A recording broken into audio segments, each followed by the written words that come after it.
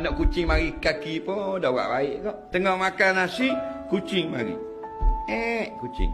Bila kucing mari, Allah tunjuk contoh pada ayat ni. Mu nak buat baik ke nak buat jahat? Kalau buat baik, ambil apa yang mu makan, beri sikit pada dia.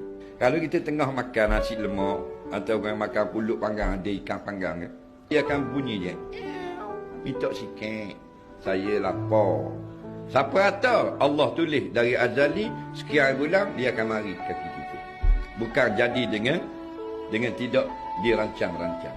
Faham? Semua itu Allah sudah tulis di dalam buku Lauh Mahfuz. Dia akan mari pada hari kita makan si lemak ni. Kalau orang yang reti, cukup step pertama dia. Kucing. Dia pun ambil sikit ikan, dia pun nasi sikit, dia buang atas tanah. Kucing tu makan tak? Makan.